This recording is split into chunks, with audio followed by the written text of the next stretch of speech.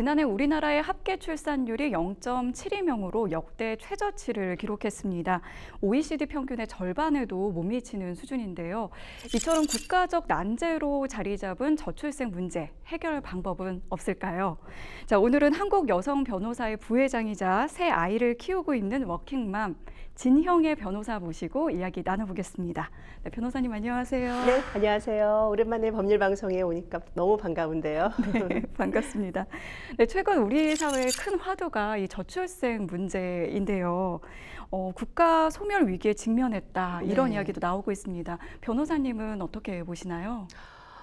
실제로 이 현장에서의 우리가 지금 이 저출생 뭐 이런 부분은 저는 이제 아이들을 키우면서 학교를 이 큰아이, 둘째 아이, 셋째 아이 그러니까 또 3년씩 터울이에요. 네. 이 3년 터울이 되는 아이들의 그 학교를 한 번씩 갈 때마다 그걸 정말 체감할 정도로 운동장에서 뛰어노는 아이들의 숫자나 또 학교에서 수업을 듣는 아이들의 숫자가 정말 이 9년, 6년, 3년 만에 확확 달라지는 것을 정말 피부로 느끼고 있습니다. 네. 실제로 이 밀컨이라는 유명한 그 컨퍼런스가 얼마 전에 있었는데 거기서 일론 머스크라는 그 유명한 테슬라의 창업자죠. 그 사람이 한국의 출생률을 오히려 이제 특정해서 한국이란 나라의 출생률이 지금 현재 이렇다고 하면 실제로 3세대가 채 가지 못해서 한국이 거의 멸종되는 최초의 국가가 될 것이다 라는 그런 우리나라로 있으면 굉장히 불길하고 또 자존심 상하는 그런 예측 아닌 예측을 했다고 하는 얘기까지 들었었습니다. 네, 말씀해 주신 것처럼 이제 해외에서도 한국의 저출생 문제에 주목하고 있는 것 같습니다. 그 영국 BBC에서 국내 저출생 배경으로 굉장히 지나친 경쟁 사회, 그리고 높은 사교육비 이런 경제적 부담을 꼽았는데 변호사님께서는 저출생의 가장 큰 원인 뭐라고 보시나요? 저는 이제 물론 뭐 너무나 지나치게 높은 사교육비, 뭐 과도한 경쟁 의식, 물론 이제 이것이 우리나라 전체 분위기에 굉장히 큰 영향을 끼치는 것 사실이에요. 맞습니다. 그런데 저는 다만 이게 단순히 그냥 사교육비가 높다고, 즉 교육비가 높다고만 해서 과연 사람들이 그 출산을 하지 않는다. 결혼조차 하지 않을까? 사실 교육비라는 것은 아이들에게 들어가는 것인데 지금의 문제는 결혼 자체를 하지 않는다는 것이에요. 네. 뭐 물론 결혼도 결혼 비용이 높아서 하지 못한다 또는 안 한다 뭐 이렇게 해석할 수도 있겠지만 저는 결과적으로는 이것은 경제적인 측면도 있지만 어떤 우리 사회가 가지고 있는 감정적인 요인에서에 오는 이 결혼 기피 또 나아가서 출산 기피에 대한 요인이 되게 크다고 생각해요. 더불어서 또 자녀를 낳는다는 것은 이 자녀에게는 부모로서 가장 좋은 안식처 또 가장 좋은 어떤 경제적인 미래 뭐 이런 것들을 주고 싶잖아요. 그걸 할 자신이 없다라고 느끼는 거예요. 네. 그리고 내가 그것을 나 스스로 한 몸을 챙기기도 버겁다라는 데서 오는 더 이상 내가 누군가를 챙겨야 하는 가정을 만들거나 또 아이를 낳는 부모가 되거나 이런 것을 포기하는 그런 감정적인 요인에서의 오는 이 무기력함, 저는 그 부분 또한 저출산의 가장 큰 감정적 요인이 아닐까 생각합니다. 네. 그렇다면 이제 저출생 이 현상이 단순히 출산율을 높인다고만 해서 해결되는 게 아니라고 좀 보여지거든요. 네. 그래서 여러 가지 그 영역이 다 얽혀 있다고 보여지는데 먼저 좀 일자리 측면에서 좀 여쭤볼까 합니다. 저출산 문제 극복하기 위한 해법 어떻게 보시나요? 글쎄요, 이제 이거는 이제 단순히 일자리에 대한 부분을 먼저 들어가기 전에 네. 사실은 그 한 나라의 인구의 구성은 꼭 출산으로만 이루어지지는 않는 경우도 있죠. 뭐 예를 들어서 지금 이제 비근한 예로 유럽 같은 경우는 많은 이민을 받아들여서 그 이민으로 인한 인구의 구성이 사실은 만만치 않게 높습니다. 물론 그 이민이라는 것이 어떤 한 사회에 있어서의 초래하는 또 다른 문제점도 굉장히 적진 않을 거예요. 또 실제로 그러하고요.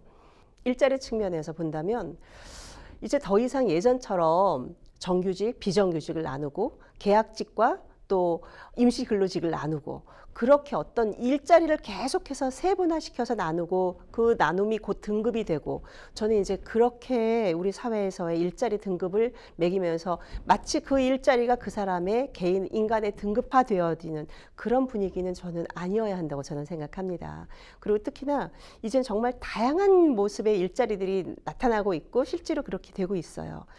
더 이상 어떤 일을 선택할지 가정을 선택할지 또는 일과 가정을 선택하는 그 부분에 대해서 내가 내 경력을 포기해야 하는 그런 선택의 기로에 놓여서는 저는 지금과 같은 어떤 출산율이 이렇게 급전직하하는 것을 막기 어렵다고 생각이 들어요.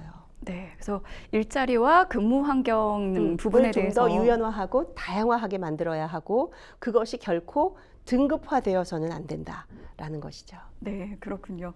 새 아이를 키우고 있는 또 워킹맘으로서 느끼고 있는 어떤 고충이라든지 또 그런 고충을 해결하기 위해서 우리 사회가 좀 이렇게 달라졌으면 좋겠다 하는 점이 있다면 어떤 게 있을까요? 네. 저는 사실은 새 아이를 낳게 된 첫 번째이자 마지막이자 핵심적 요인은 바로 저희 친정 엄마라는 존재입니다. 남자든 여자든 일을 해야 하는 상황에서 그 일을 함에 있어서 육아를 도와줄 수 있는 사람의 존재는 너무 절실하죠. 네. 그리고 친정 엄마라는 그 존재가 가장 그 일을 하는 여성의 입장에서는 가장 든든한 우군일 수밖에 없는 건 바로 믿을 수 있는 양육자라는 거예요. 저는 바로 우리 사회가 이 친정 엄마와 같은 믿을 수 있는 양육 시스템을 만들어야 한다고 생각합니다. 그 말은 곧 양육의 전문가이면서도 불구하고 양육에 대해서 믿을 수 있다. 이 두 가지의 신뢰와 능력, 이 두 가지가 가장 중요한 건 거죠. 그렇기 때문에 일단 우리가 지금처럼 각 개인이 아기 돌보미, 가사 도우미를 그러니까 가사 도우미는 집안일을 도와주는 것인데 사실 집안일은 실수를 해도 되고 뭐 좀 잘 못해도 뭐 괜찮을 수도 있어요. 다만 아기를 돌본다는 점에 있어서는 그 전문적인 능력도 능력이지만 신뢰라는 부분, 혹시나 부모가 보지 않는 상황에서 아이를 학대하지는 않을까, 또 내 아이에 있어서 어떤 잘못된 영향을 끼치지는 않을까, 이 부분에 있어서 지금처럼 그냥 각 가정에서 알아서 구하라. 그리고 비용도 재원도 네가 알아서 만들어서 능력 있으면 능력만큼 뭐 비용 구하면서 해라 라고 해서는 안 되는 거예요.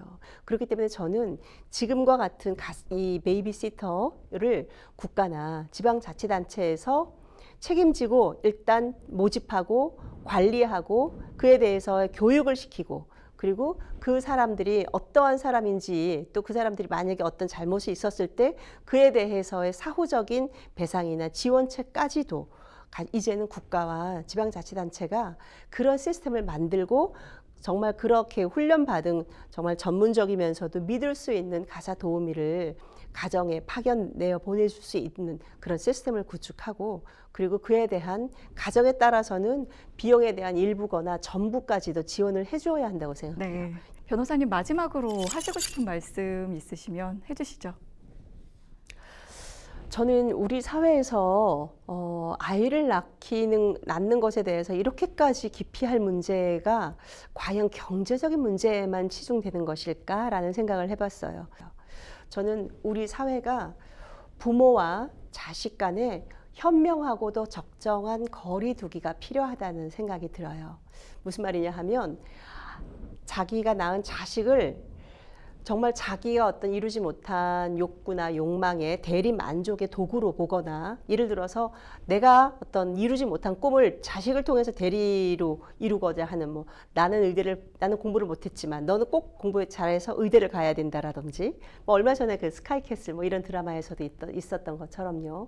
또는 우리가 이 정도 소득이었고 이 정도 생활 수준이고 이런 경제적 지위니까 너 또한 그 정도는 해야지 라고 해서 오는 어떤 자식을 독립적 인격체로 보는 것이 아니라 가족에서의 어떤 이루어야 할 성취물의 하나의 요소로 본다든지 그런 식의 어떤 자식과 부모가 독립된 각각의 인생을 사는 게 아니라 그냥 자식이 부모의 대리 만족의 도구이고 부모는 그를 위해서 올인하고 그러면서 어떤 그런 자식들이 나중에 커서 결혼을 할 때 있어서 자식이 부모가 허락하지 않는 결혼을 하는 것을 부모들은 그럼 용납하지 못하죠.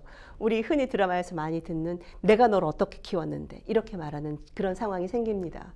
그리고 나서 그 자식은 자식대로 굉장히 본인이 홀로 서기를 버거워하면서 부모에게 의존을 하죠. 그래서 결국은 부모의 노후 자금도 거덜나고 그러면서 결국은 그렇게 힘든 결혼을 했지만 부모는 계속해서 그 결혼 생활에 과도하게 개입을 합니다.